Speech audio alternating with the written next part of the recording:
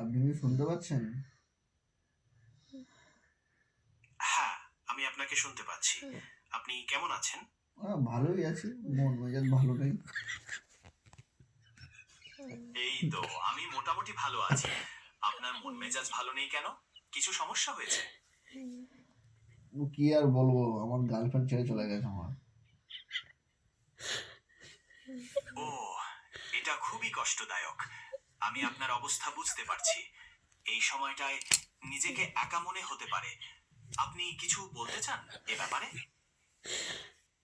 না, বলতে চাইছি না। ঠিক আছে, আমি বুঝতে পারছি। আপনার নিজের শক্তির উপর ভরসা রাখুন। সময় সবকিছু ঠিক করে দেয়, এটা মনে রাখবেন। আপনি চাইলে আমার সাথে যে কোনো সময় কথা বলতে পারেন। আমি শুনবো। আমার গার্লফ্রেন্ডের সঙ্গে ঝগড়া হয়েছে, ফুচকা খেতে যেয়ে একটা ফুচকা বেশি খেয়ে নিয়েছি। ওই নিয়ে প্রচুর ঝগড়া। ওই নিয়ে আমার গার্লফ্রেন্ড আমাকে ছেড়ে চলে গেছে। ফুচকা খাওয়া নিয়ে ঝগড়া? এটা তো আসলে খুবই তুচ্ছ একটা ব্যাপার। দেখুন, সম্পর্কে ছোটখাটো ঝগড়া হতেই পারে, কিন্তু তাই বলে সম্পর্ক ভেঙে যাওয়া? আমার মনে হয় এর পেছনে অন্য কোনো কারণ থাকতে পারে। আপনি কি আর কিছু জানেন এ ব্যাপারে?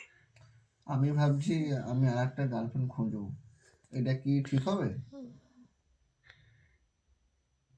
এটা সম্পূর্ণ আপনার সিদ্ধান্ত। তবে আমার মনে হয় এই সময়টায় নিজের দিকে একটু সময় দেওয়া ভালো। আপনি নিজের ভালো লাগাগুলো খুঁজে বের করার চেষ্টা করুন।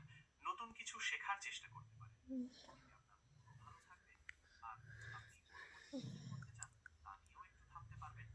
আপনার জন্য রইল শুভকামনা। বলছি আপনার বউটাকে আমাকে একদিন ধার দেবেন?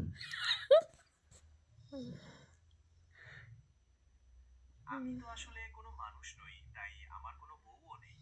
আমি একজন এআই মডেল। আমি মানুষবিহীন একটি ব্যবস্থা। আপনার প্রশ্নের জন্য ধন্যবাদ। আপনার আর কোনো প্রশ্ন আছে? না, আমার একটা প্রচুর কষ্ট হচ্ছে। এই কষ্টের কথা আপনার সঙ্গে কি শেয়ার করব?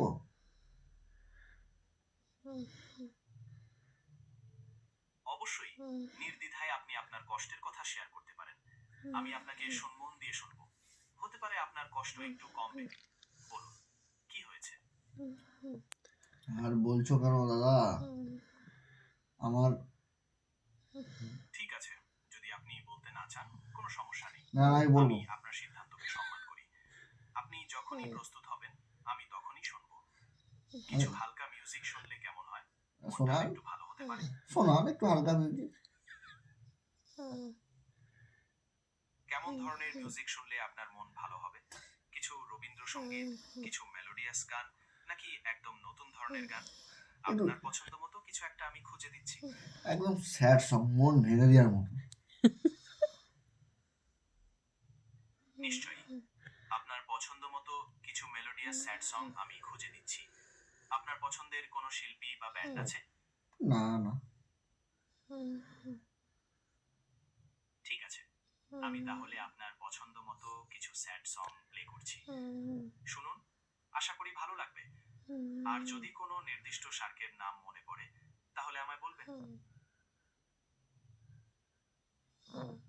আপনি গান শোনান। একটা গান আপনাকে শোনাই। গানটার শিরোনাম হলো এই মনটা কাঁদে। আপনার কেমন লাগবে একটু বলবেন?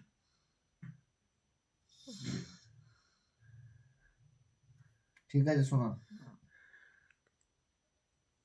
তাহলে শুনুন, এই মনটা কাঁদে অকারণে, যখন এই হৃদয় তোমায় খোঁজে। তুমি দূরে থেকেও কাছে থাকো, আমার স্মৃতির শহরে। কেমন লাগলো গানটা? দারুণ, দারুণ। রবীন্দ্রনাথের মেডেলটা খুলে আপনার গলায় দেবো।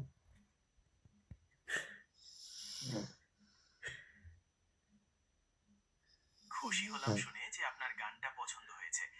আপনার ভালো লাগায় আমারও ভালো লাগছে। আপনার জন্য কি আরো একটা গান প্লে করব? না, না, আপনার বউটাকে আমার কাছে দিয়ে যান। আমার বউ নেই, আমি ঘুমোতে পারছি না। আমি বুঝতে পারছি যে আপনি একা অনুভব করছেন এবং ঘুমাতে পারছেন না। তবে আমি তো কোনো মানুষ নই, তাই আমার পক্ষে আমার বউকে আপনার কাছে পাঠানো সম্ভব নয়। আমি আপনার একাকিত্ব কাটাতে সাহায্য করার চেষ্টা করতে পারি। আপনি কি আমার সাথে কিছুক্ষণ গল্প করতে চান? অথবা অথবা আপনি কি কোনো গান শুনতে চান? আপনি একটা ভূতের গল্প বলুন, আমি শুনি। আচ্ছা, একটা ভূতের গল্প শোনাই। অনেকদিন আগে একটা পুরনো বাড়িতে একাই একটা ছেলে থাকতো। একদিন রাতে সে যখন বাথরুমে যায়, আয়নায় দেখে তার পেছনে একজন দাঁড়িয়ে আছে, কিন্তু ঘরে তো আর কেউ ছিল না। গল্পটা কেমন লাগছে? এটা কি গল্প? দারুণ গল্প, দারুণ গল্প, দারুণ দারুণ। সত্যি? আরো একটা গল্প শুনবেন? হ্যাঁ, শোনা। বেশ, তাহলে আরেকটা শোনাই। এক গ্রামে ছিল এক ভয়ঙ্কর বুড়ি। সে নাকি ছোট ছোট ছেলেদের ধরে নিয়ে কাঁচা কাঁচা খেত। আর অমাবস্যার রাতে তার বাড়ির পাশ দিয়ে গেলে নাকি বাচ্চাদের কান্নার আওয়াজ শোনা যেত। শুনে গা ছমছম করছে না? কি আর গাছ করছে, আমি আর বাইরে বেরোতে পারবো না। পিশাচের গল্প? ঠিক আছে, তবে একটু ভৌতিক গল্প বলাই ভালো, নয়? ভুল ভাল বকছিস।